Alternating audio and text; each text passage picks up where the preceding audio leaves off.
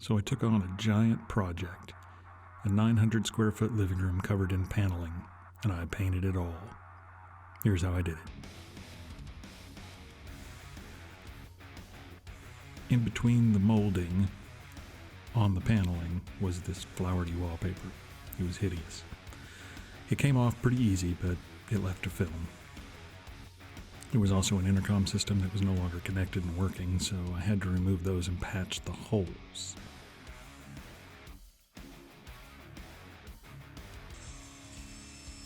I found some plywood that was the same thickness as the paneling, and behind the paneling is drywall, so I took a piece of scrap drywall and cut it and the plywood as the same size as the hole.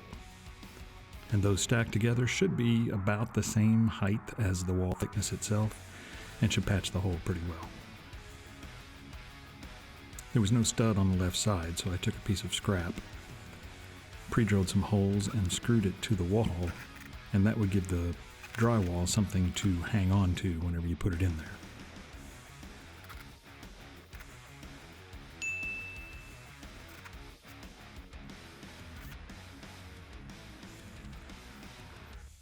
And then also pre-drilled and put in the plywood, and that filled the hole. Now I just have to cover the seams. And one of my favorite tools when I'm in a hurry or need it to dry quickly is Bondo.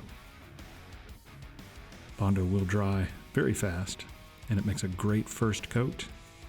It does dry very hard, which makes it kind of hard to sand, and it makes a little bit of a mess.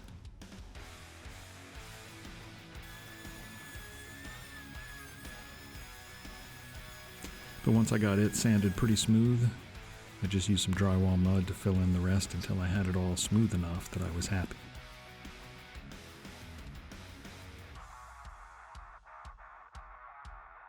Right there is where the head unit was, and I had already patched it, and then I went around and I sanded every bit of these walls on the flat surface.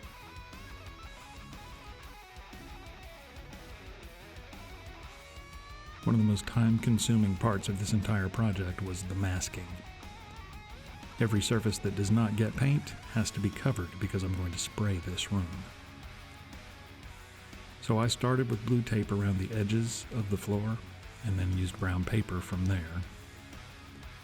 And I used this plastic with tape attached to it to do some windows and the cabinet doors.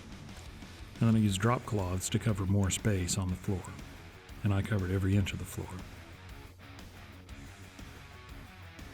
I also used plastic with tape on it to go out from the edge of the top of the wall to the ceiling.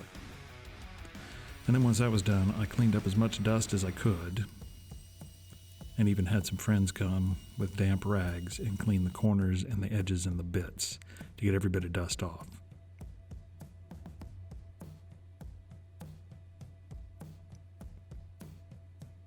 And one of the tricks that I heard about was to take a flathead screwdriver and run along the edge of a popcorn ceiling and knock off just enough of the popcorn to give your tape a place to stick on a flat surface.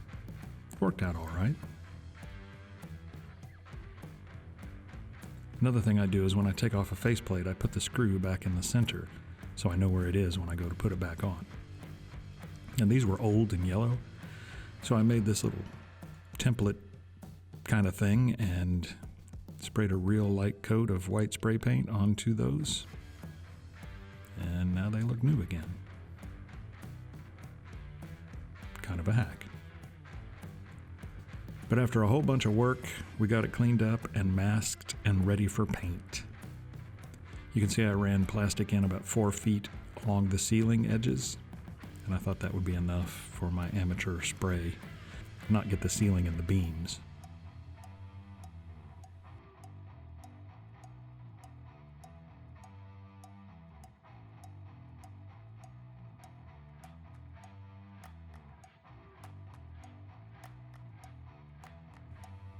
Now, I had never used a paint sprayer before. I bought this one specifically for this project. So I started with primer, and I started on the fireplace because I thought, how badly could I really mess that one up? And it didn't take long for me to actually get the hang of it and do pretty well with it. By the second coat, I was moving pretty quickly and getting it on pretty smooth, and I was happy with it.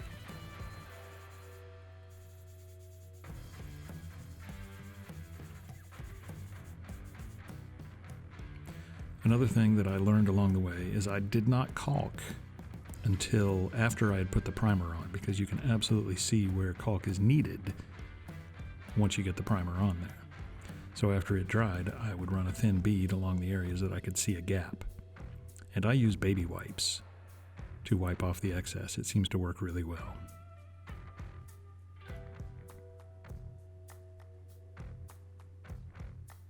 There were a few areas that kind of bled through the water-based primer, and I had some oil-based primer that I put on over that to cover those.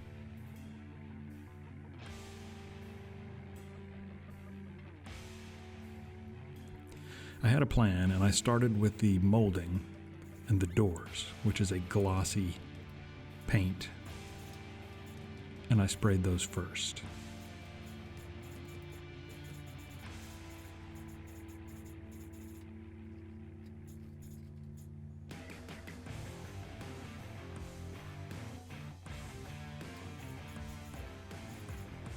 And then once those were dry, I came back with tape and paper and I masked off the molding and the doors so I could spray the other versions of colors and finishes without getting on there. And let me tell you about spray tips just a little bit and what I learned along the way. This is the guard that goes on the end of my spray gun. And then there are tips that are removable that go in there, and they have a 3-digit number on them. The first digit in that number represents, if you multiply it by 2, how wide of a pattern at 12 inches from what you're spraying it on it should be. The last 2 digits represent how many thousandths of an inch the orifice is wide. So that determines the type of material that you're going to spray. That comes in really handy whenever you know how it is you want to use that tip and use a different tip for how you do it. Now the shelves and the fireplace are the same color as the molding, but they're satin instead of glossy. So I did those next, and then masked all those off. The walls are a different color and they're flat, which if I had to do again, I wouldn't use flat. It was just too flat. Brilliant! Brilliant! Something to keep in mind is while you're spraying, to try to keep the gun as parallel as possible to the wall. Parallel may be the wrong word. Maybe I mean perpendicular. Anyway, you keep it at the same angle as you spray, so you're moving it straight up and down instead of at an angle. I used 2 coats on everything. And it took a while, and it was a lot of work, but the spraying went really quickly compared to if I rolled all that out or brushed it.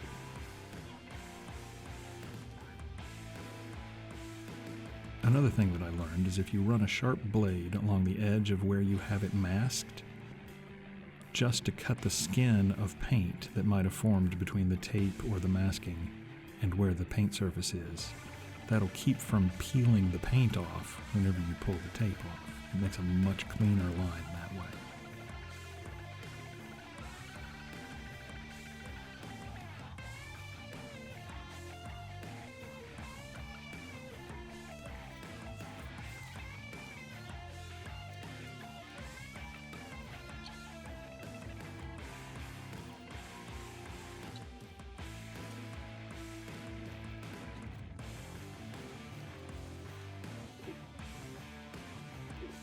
The pile of masking that I had made whenever I removed all of this. It was pretty large.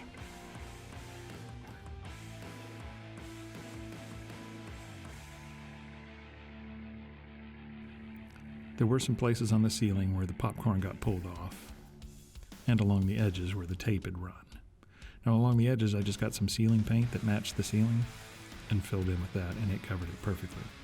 I also got a can of that spray popcorn, and unbelievably it worked so well you couldn't even tell where those holes were. I also painted the light plates to match the white on the switches that I had painted them, and they turned out great.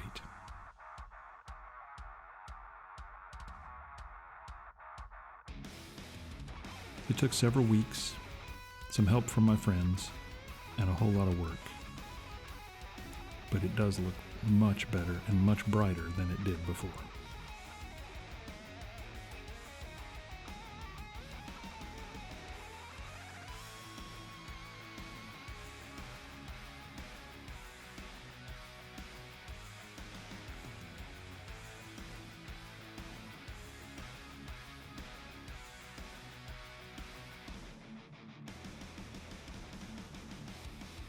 Hopefully you heard a tip or saw something that helps you along your path of projects as well. If it did, let me know down in the comments. Thanks for watching.